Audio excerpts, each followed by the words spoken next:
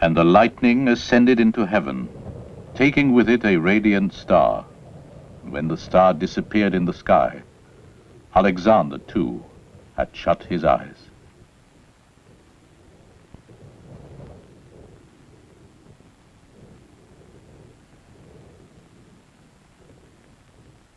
You better not bring Alexander into the crossroads of civilization. Maybe on the ashes, yes.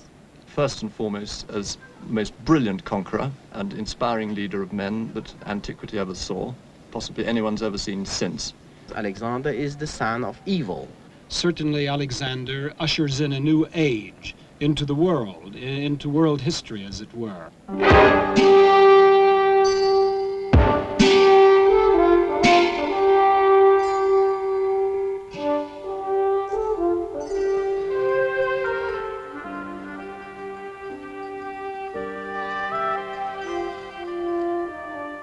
For 2 centuries, the people of Persia had been living in peace at the secure center of the world's largest empire.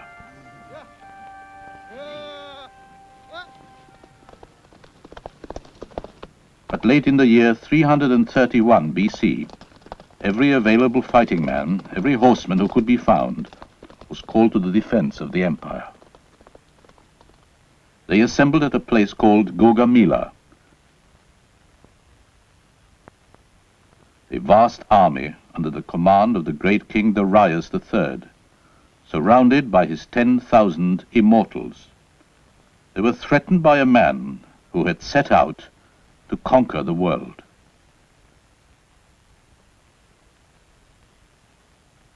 Alexander of Macedonia was 25. He was already master of Greece, Asia Minor, Syria, Palestine, and Egypt, where he was made pharaoh, both king and Egyptian god. Alexander the Macedonian sought to exemplify the Greek ideals, the heroic body, epitomized by Hercules, the divine hero, the pantheon of gods, led by Zeus, who protected the city-states, among them the world's first democracies. Alexander's mind was shaped by Greek philosophy. His tutor, Aristotle, reinforced the Greek view that those who did not speak Greek were barbarians. And now Alexander pitted himself against the great symbol of barbarian might.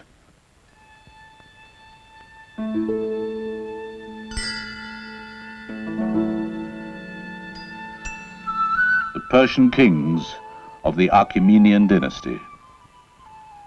Deal with them, counseled Aristotle, as with beasts or plants. The Persian soldiers had never conquered Greece, but had once burnt the Parthenon at Athens. Unlike the Greeks, the Persians had only one god, Ahura Mazda, who was in constant combat with Ahriman, the devil.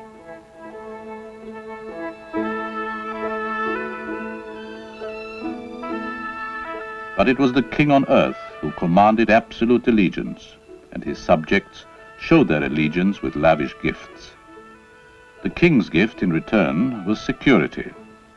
But Alexander was now dismantling the Persian Empire. Once the empire stretched from the Mediterranean to India. Now Alexander had swallowed the western half and was preparing for a final confrontation at Gaugamela.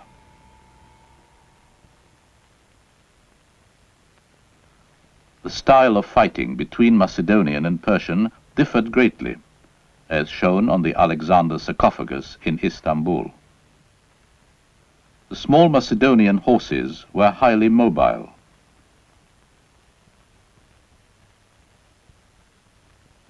The Persians relied on archers to keep the enemy at a distance.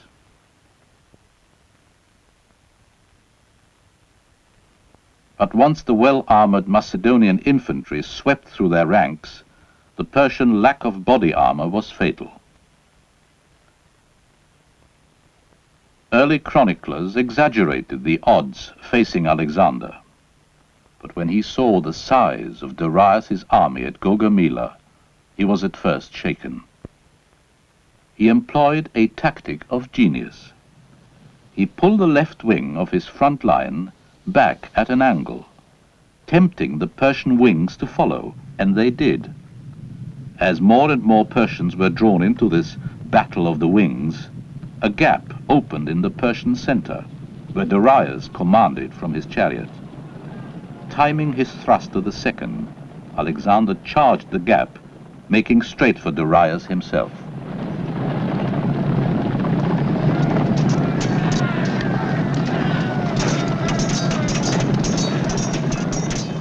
Alexander came within striking distance of the great king, but the Persian bodyguard fought to keep him off. Darius fled the field, leaving the way open for Alexander to conquer the rest of Asia.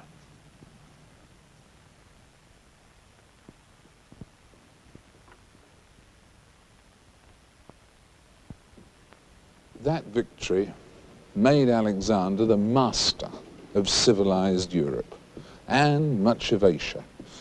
Already he'd outperformed Heracles and the Greek gods against whom he measured himself. And what is more, as time passed, Alexander was to become the greatest of all the heroic legends. Look at them. As the shelves of the British Library show, Alexander is an industry for one historian after another, beginning with those who actually went on his campaigns, right up to those who, 2,300 years later, are still portraying him as the embodiment of all the greatness of the Greek world. But how was this view arrived at? How is history written? Who was Alexander really? After his death, he became larger than life and was adopted as a legend, not just by the Greeks, but by Europeans, even by some of the countries he conquered. A case, in fact, of becoming all things to all men. One way to write history is to gather it from other people's books in places like this great library. Legitimate enough. Another way is to test the accounts by searching at first hand for the evidence wherever it is. And that's what we're going to try and do, joining Alexander on the verge of his greatest prize.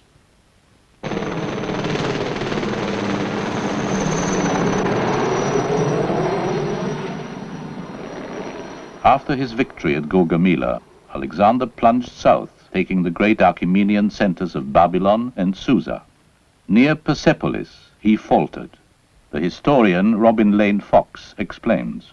Here on the road from Susa to Persepolis, a fascinating example in microcosm of the problems that Alexander had to overcome, but also the problems that archaeologists have to overcome trying to find his triumphal sites. Robin, what might be below us?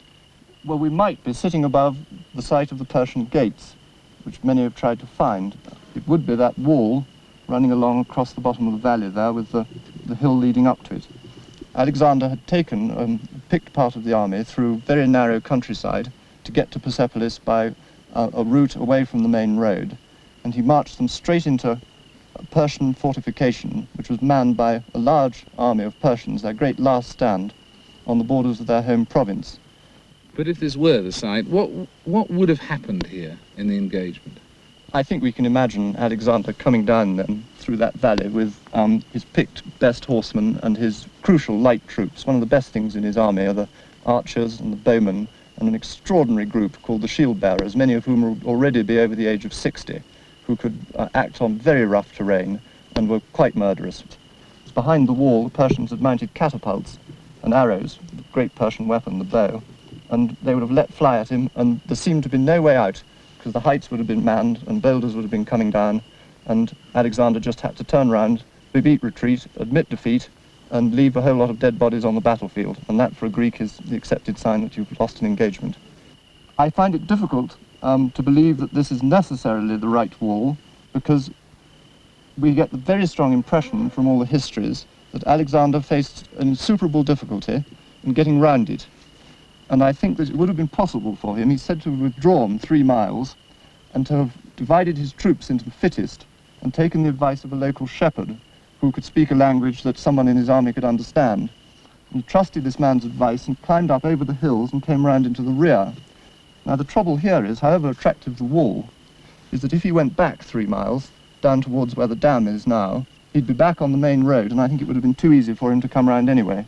So I think we must say that we found a wall, we found fairly convincing terrain. I don't think anyone else has noted the wall before. It's a possible, and it's a near miss.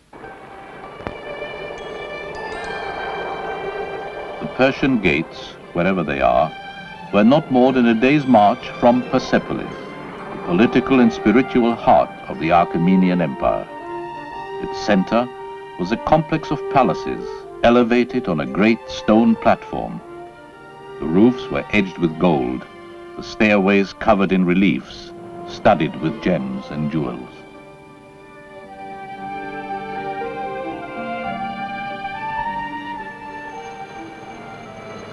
Alexander entered Persepolis on January the 31st, 330 BC.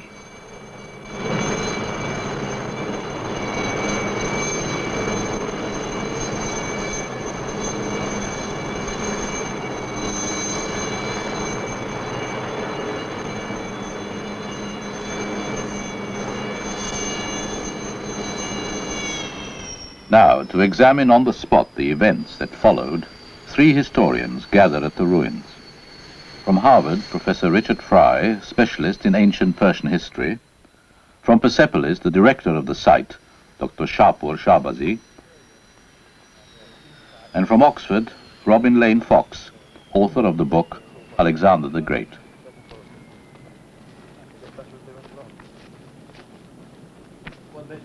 Gentlemen, when Alexander first arrived here, he'd marched through Egypt and Asia Minor. He'd inflicted a great defeat on the Persians at Gaugamela. What, however, do you think were his feelings when he reached here? Robin? I think he was aware that he was a man with a problem, because he had conquered the Persian army. He still had to catch the Persian king, but he had to decide how he was going to stand with respect to the Persians themselves. Was he just to be a conqueror? And I think that they may have had some idea of Persepolis' existence. I think he will have been surprised by the scale both of the place and its setting, of course, and above all by just the sheer quantity of treasure and objects that he found here. I think this must have made him realize that he was now a figure of world scale, if he wanted to be. How much treasure, in your estimate, did he find here? We only have the Greek estimates, which is 180,000 talents, which is just beyond all conception. I mean, that's thousands of times richer than the richest state in the Greek world in his century. Shapur, what do you think his feelings were on reaching here? Once he came here, he suddenly found out something beyond his belief. What we have to realize is that Persepolis shone with color. Every bit of the reliefs were colored.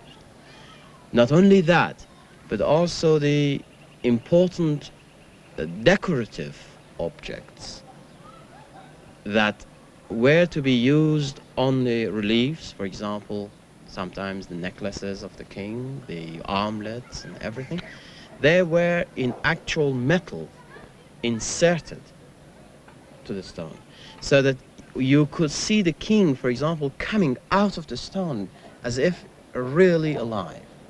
And what about the treasure and the booty? Do you think he, in taking that, behaved in the normal way that conquerors do? Wherever they went, any conqueror, Persians included, went just for conquest. They seized the treasure. But his major crime was burning Persepolis. The blaze probably started here in the Hall of 100 Columns. Ironically, the heat of the fire helped preserve the ruins by baking the stone to great hardness. Persepolis lay partly buried in ash and sediment for hundreds of years, as shown in this 17th century French engraving. Only in the 1920s, when excavations began, was the true scale of the staircases and carvings uncovered.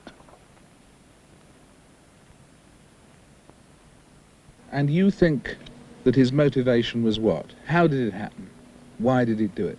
Well, I don't think. I go by evidence, both archaeological and historical.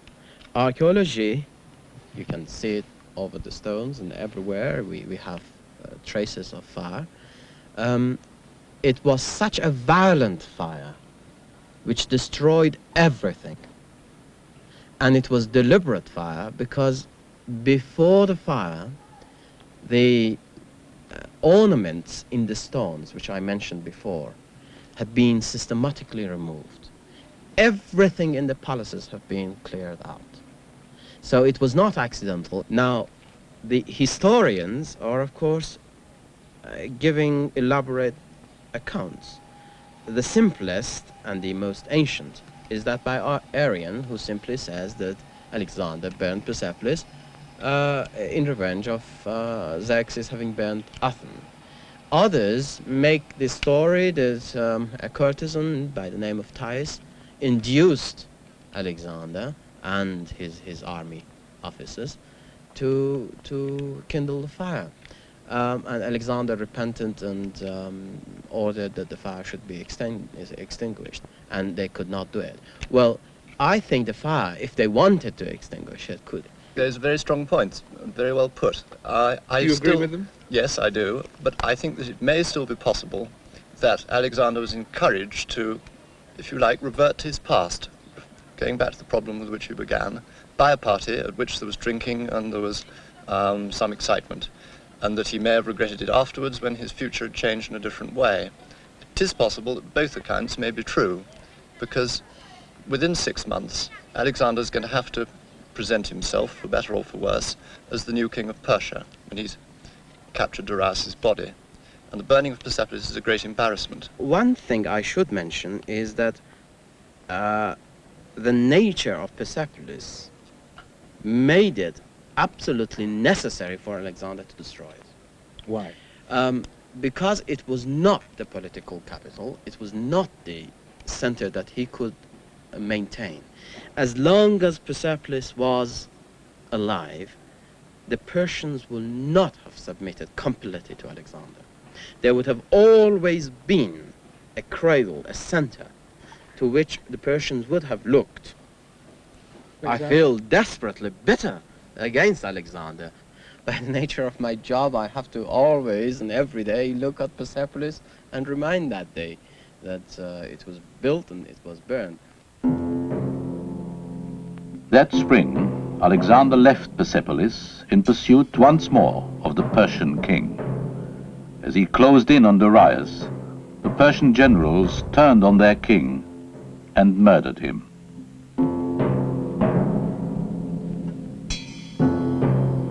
Alexander continued east over the Hindu Kush, his army augmented by men from the conquered lands.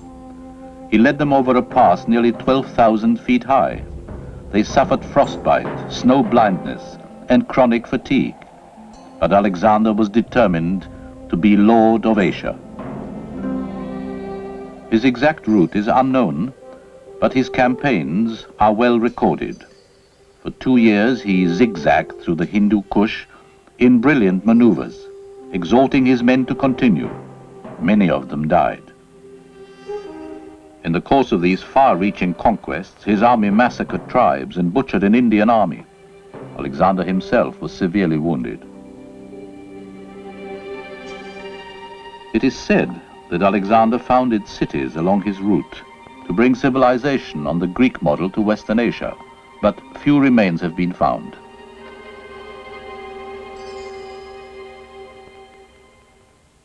You see, wherever he had to go, he had to put some garrison, some of his men as garrison.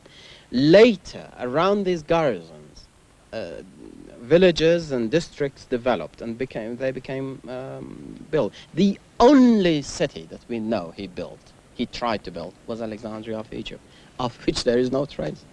I think you've got to modify that slightly. Alexander did, as far as we can see, found purely military colonies. He also founded something, it's a very misleading term, it conjures up a vision of Tehran or London, called a city. He obviously felt there was a distinction. Alexandria in Egypt isn't actually the only city we have a tradition which is very strong in historians that he founded. I think there are many more than that. But there are cities and people whom he destroyed. I think that the only one to be trusted is Alexandria in Egypt. I just disagree with that. We come to the point in which we can't agree. I think that there are many more Alexandrias. I would number up to 15, possibly 18. Now, I'm not disputing for one moment that first and foremost, Alexander is a conqueror. That's why he destroyed Thebes, that's why he burnt Persepolis. That is why he paced himself against a heroic myth. One of the most important things for understanding him is what we've agreed on, that he aimed to rival Achilles, and that is not the image of a particularly creative man. But he is not a Mongol. He is not a mere wrecker, a Mongol conqueror. Alexander, true, was a conqueror, but he had to rule. Now, in order to rule this great empire, he had to have a bureaucracy. He had to have a group of people who knew the conditions, the taxes, and how things were done. So it almost stands to reason that he would have to conciliate at least the people who ran the empire, the bureaucracy. And who ran the empire? It was mainly the Persians. To promote integration, nearly 100 Macedonian officers were forced by Alexander to take Persian brides. He himself took 2 brides, although he had a wife. Were his appetites in terms of passion the normal appetites of the time? Many legends were circulated in gossip stories by Greeks. There is a reasonably strong tradition that he also had a love affair with a Persian eunuch, who remained a favorite for the last 6 or 7 years of his life, which can't be lightly set aside. On the other hand, he also married. He married for political reasons, of course. He is said, even by Arrian, his scientist historian, actually to have fallen in love with Roxane, who was an Iranian girl. She was a very political match, but he's said to have lost his head.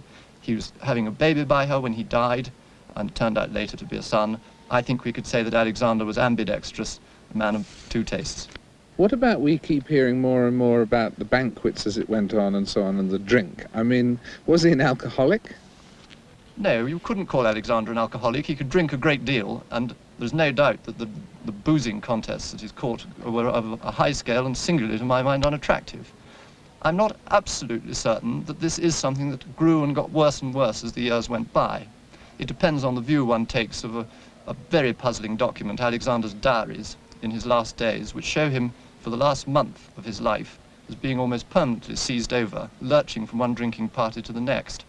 There is reason to suspect that this is not an altogether fair or trustworthy account of him. Like the Greek gods and heroic men who had gone before him, Alexander was soon to pass into Western legend, but some facts at least are known. That, for example, he died on June the 10th, 323 BC, in Babylon, at the age of 32.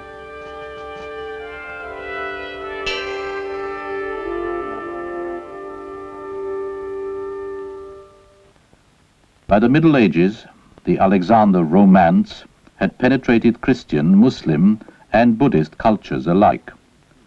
Here Alexander defeats a foe.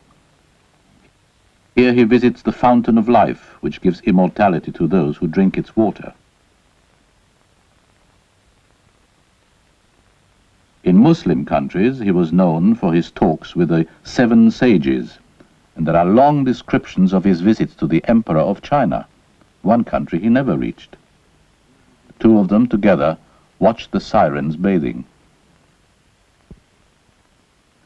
By the 18th century, his role as a cornerstone of European culture was confirmed.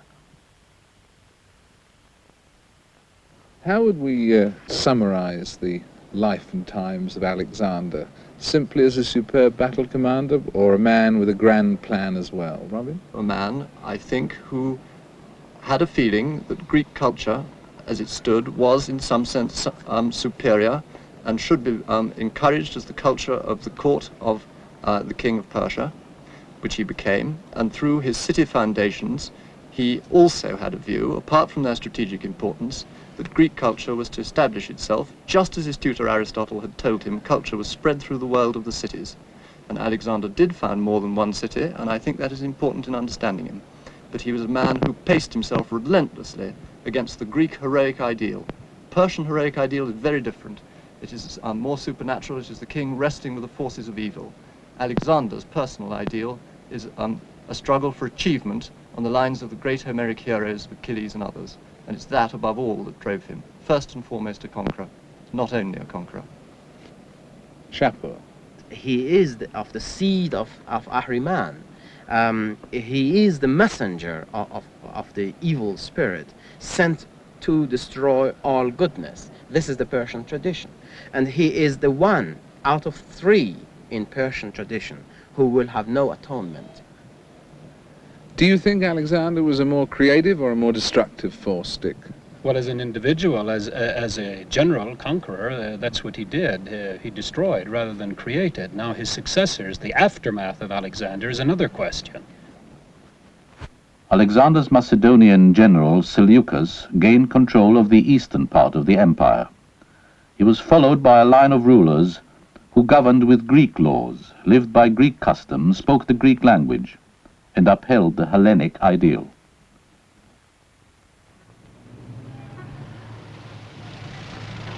In the 4th century, the city concept, the polis, was the center of the Greek world, the root of its society and culture.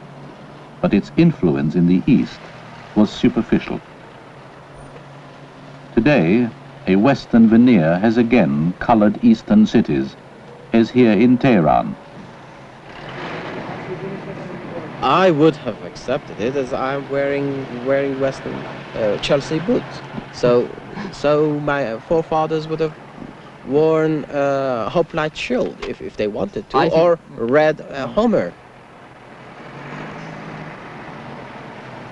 The lasting Greek imprint was in the art of the city. This statue, now in the Vatican, was once town goddess of Antioch, one of the Seleucid capitals. Oriental subtlety was fused with urbane classicism.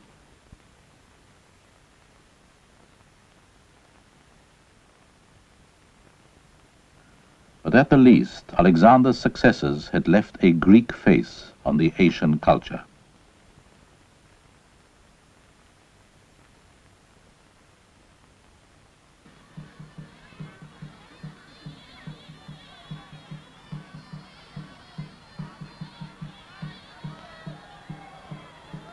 The cities were outposts in an oriental vastness, much of it never colonized, where the tribal nomadic life remained unchanged. The tenuous hold of the Seleucids gave way gradually to a new people who came first as nomads.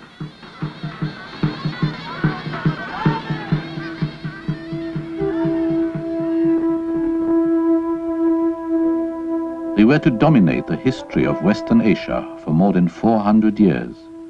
But unlike Alexander, they had no chroniclers, and traces of them are sparse.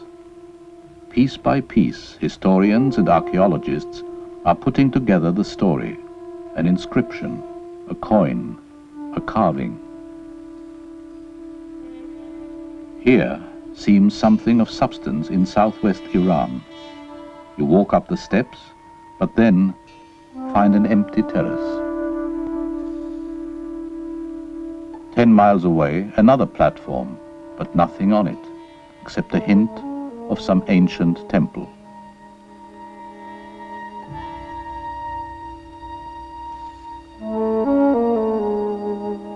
And here, remote in the Zagros Mountains, the traces of a royal road, accessible only on foot, leads to a site called Shami, and a necropolis. Here the people who resurrected the Persian Empire buried their nobles.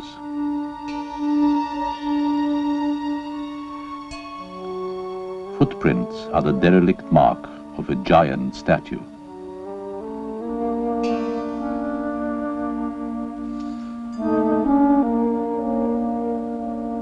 On this boulder, a rare incised inscription confirms the dynasty, called the Parthians.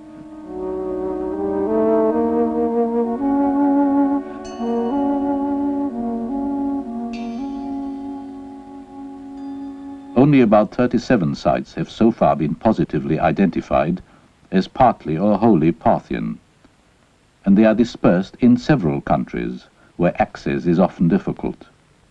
Some have yet to be excavated.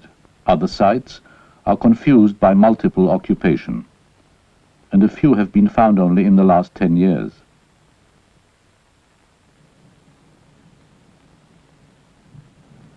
Tangible at last, the Parthians take impressive shape in this bronze statue of a Parthian prince, now in a Tehran museum. He was accidentally dug up by the villagers in Shami, that remote royal burial ground.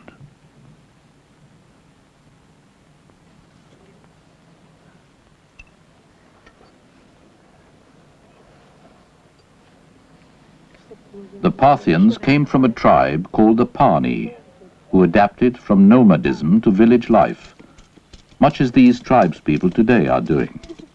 They began to cultivate land, to put down roots, and to domesticate their animals.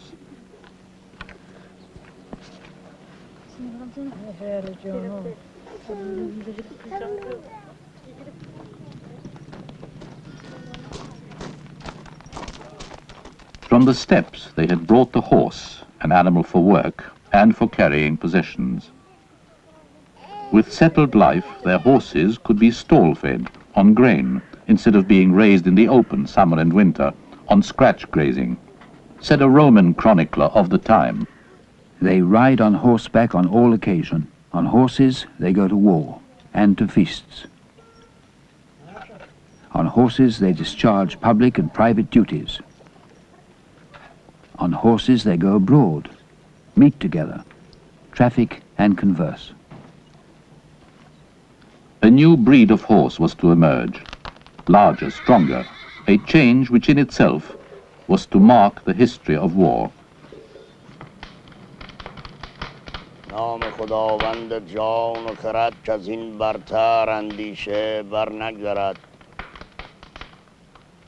ز گفتار دهقان یکی داستان به پیوندم از گفته باستان. The Parthians also developed the stories of kings and heroes, which formed the basis of Persia's historical memory, right down to the present day. This storyteller describes the great hero Rustam, probably a figure from Parthian times. Legend says he was born by caesarean birth, that he rescued a lady's lover from a deep and burning pit. And from the white devil he went to save King Kavus. They wrestled in a dark cavern until, victorious, Rustam plucked out the devil's heart.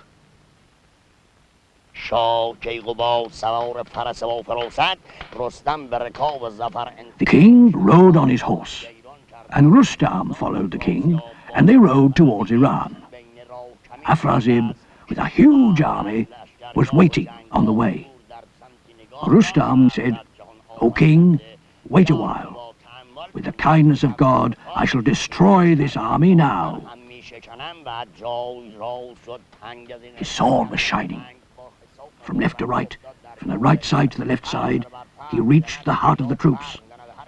He cut the flag holder and the flag into 4 parts. He turned back. He tore up the army of Afrazib like rolls of paper. The king praised him, and they reached the soil of Iran.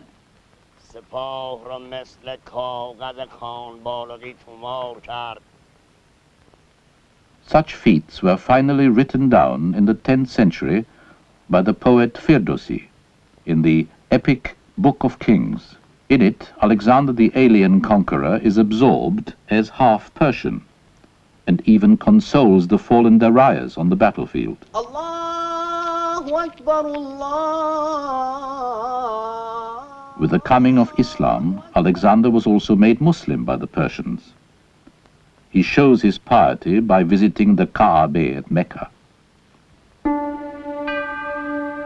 Of real kings, not mythical heroes, there is strong evidence in the coins of the Parthian period.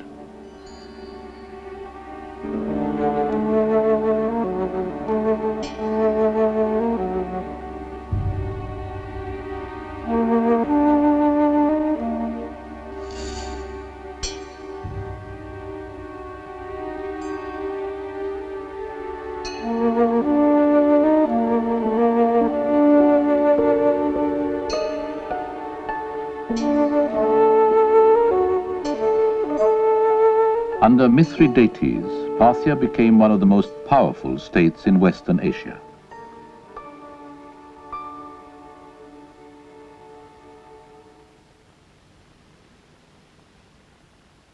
The transition from nomad to settled people was complete. It brought with it the artifacts of empire. Only a few gold objects have so far been unearthed.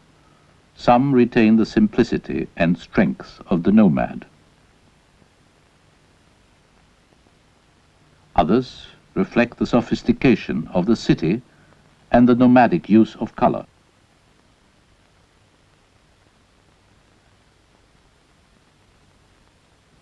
It was the city which preserved the legacy of Hellenism.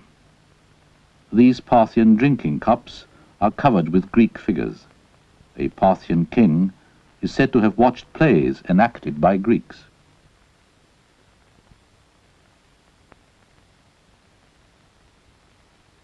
But in religion, the Parthians remained true to the preservation of fire and respect for the elements, where good and evil had to be kept in equilibrium.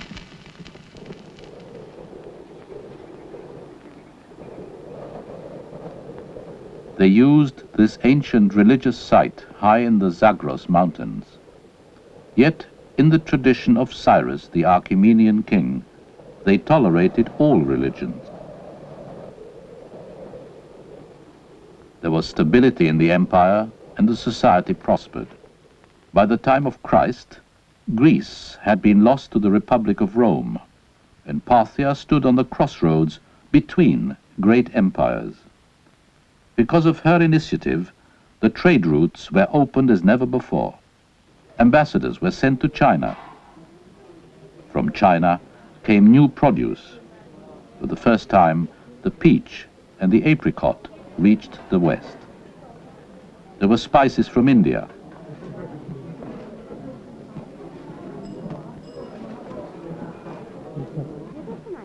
And silk, which until this time was unknown in Europe.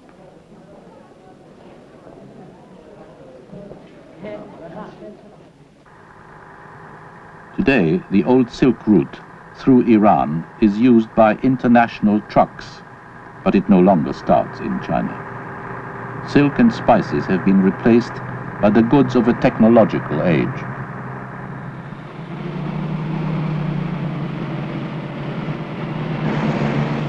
The Parthians grew rich as middlemen, exacting heavy tolls from the countries which used their land bridge. With these tolls as one provocation, the Parthian Empire aroused the attention of Rome.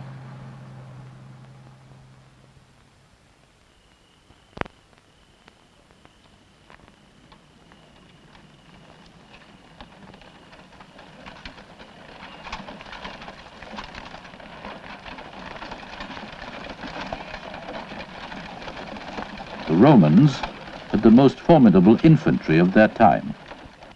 They made frequent expeditions into Parthian territory.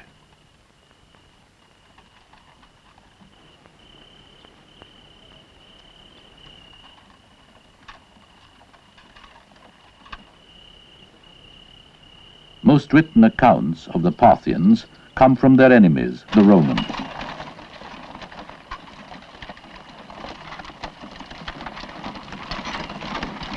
This encounter is reconstructed according to the Chronicle of Plutarch. Faced with the threat of the oncoming infantry, the Parthians resorted to psychological tactics.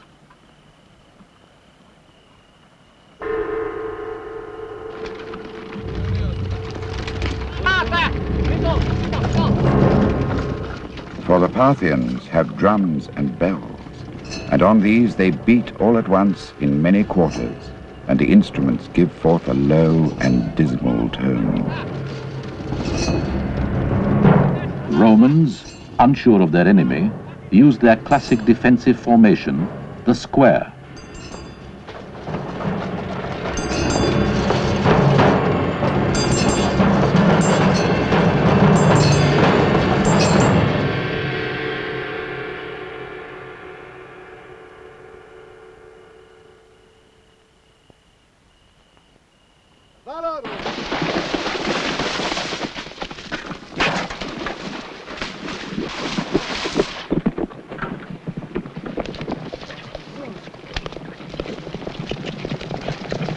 Romans had never before met cavalry like this.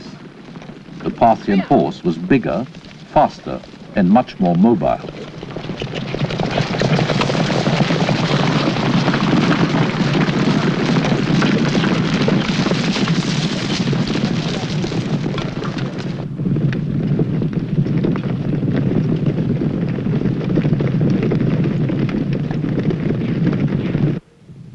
The Romans encountered a multitude of arrows which caused the beginning of disorder and fear, for they now saw the velocity and force of the arrows, which fractured armor and tore their way through every covering alike, whether hard or soft.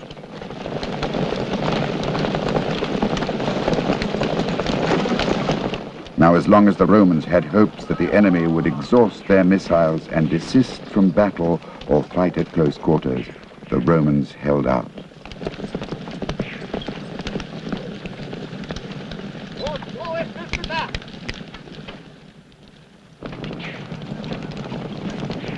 For the Parthians shot as they fled, and next to the Scythians they do this most effectively. And it is a very clever thing to seek safety while still fighting, and to take away the shame of flight.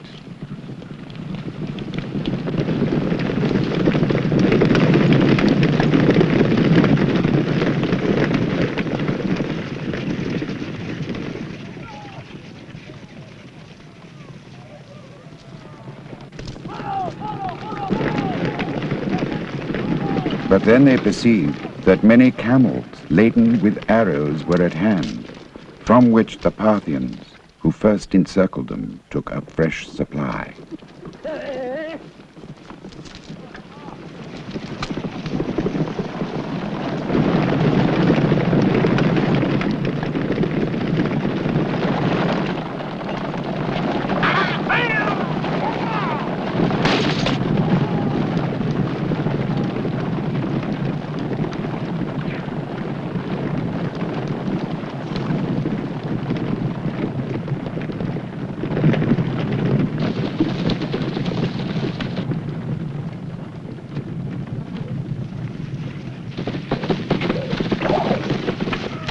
Romans, being crowded into a narrow compass and falling upon one another, were shot and died no easy nor even speedy death.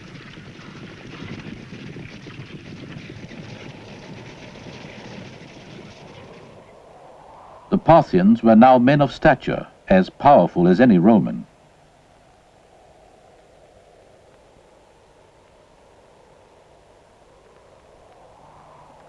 But who were they really?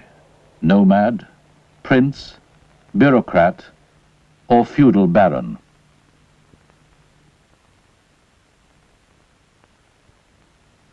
By the 10th century AD, the great epic poet Firdusi declared, "I have heard naught but their names, and have not seen them in the Chronicle of Kings." Professor Lewis, when one looks, as we have, at the whole saga of the way in which Alexander was overemphasized and the Parthians were underemphasized, it raises the whole question, really, of how history comes to be written. This raises the question of what precisely we mean by the word history. And I think some confusion arises from the fact that we use this one word, history, to mean at least 4 different things. If I may summarize them briefly, history means what happened. History means the traces or records left by what happened. Most of what happened is irretrievably lost and forgotten, but some records are left, the kind that historians call sources, chronicles, inscriptions, documents, and the like, monuments. History, in the third place, means the study of the sources or traces left by what happened. In other words, the work of the historians. It's only at this third point that the historian enters the scene. And one can add a fourth, and that is history as the sort of popular image or popular recollection, what people imagine the past to have been or what they would wish the past to have been. And this is recruited from all three of the first three, and in addition from imagination. To what extent is the judgment of history self-serving? Well, history makes no judgment, only historians make judgments. And every generation has to rewrite the past in order to meet its own needs and requirements, by which I don't mean that the past is simply adjusted to serve certain specific purposes, though that happens too in many societies, as we know. What I mean is that the historian puts questions to the past, and in different times and in different places we have different questions to put. Each generation has new problems. Nowadays we put sociological questions. Our immediate predecessors put economic questions. A couple of hundred years ago, historians thought in neither economic nor sociological terms. So that still using the same evidence, sometimes with the addition of new evidence which comes to light, as was shown, for example, on Alexander, the archaeological evidence, but basically the change is not so much in the evidence from which we draw our answers as in the questions which we ourselves put. And why have the apologists for Alexander over the centuries been so successful? And the apologists against the Persians as barbarians, indeed? Well, of course, all societies known to history have divided the world into us and them.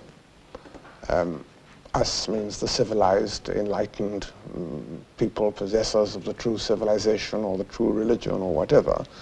The others are variously described as barbarians or Gentiles or aliens or wogs or various other terms of abuse which different societies have produced. The Greeks saw the Persians as barbarians, not specifically as Persians, but because they saw everybody who wasn't Greek as barbarian. We have, in a sense, inherited this, as Greece is one of the major sources of our own civilization. And we have therefore absorbed, shall we say, many Greek attitudes. But we've seen that the Parthians have been somewhat ignored by history. Let's assume for a moment they're worthy of more attention than history's given them. How good is history at making a reassessment like that? Is it malleable to those sort of new judgments? It is not only legitimate, it is necessary and natural that the historian should put questions to the past suggested by the events of his own time. What is not admissible is for him to find the answers in the past in accordance with the needs of his own time. That is the distortion of history, which in many countries is a major industry, nationalized, of course.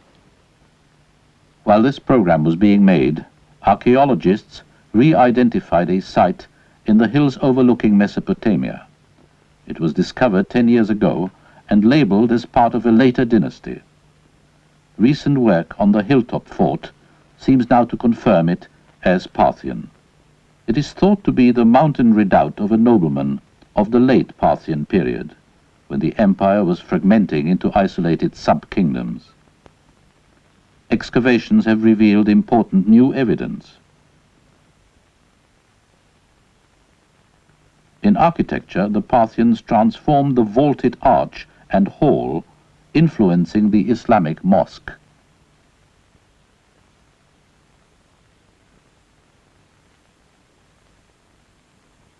A new kind of cement enabled these great arches to be self-supporting without columns, as here in the temple at Hatra in modern Iraq. Using the same techniques, the Parthians also developed the dome and new styles of plaster decoration. Perhaps their greatest legacy was a feudal order able to finance the heavy cavalry which dominated warfare until the introduction of gunpowder.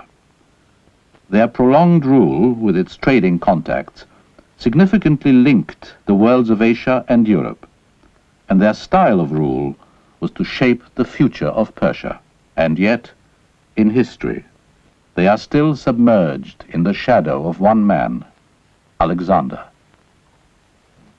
And if you had to predict 100 years hence, would you say that we'll be thinking of him as Alexander the Great, Alexander the Accursed, or Alexander the Fairly Great? I think Alexander the Fairly Great is the likeliest assessment. Nowadays, of course, we live in an age when the tendency is to demolish great men, recent as well as ancient. This may change, and I wouldn't like to predict the moods of the future.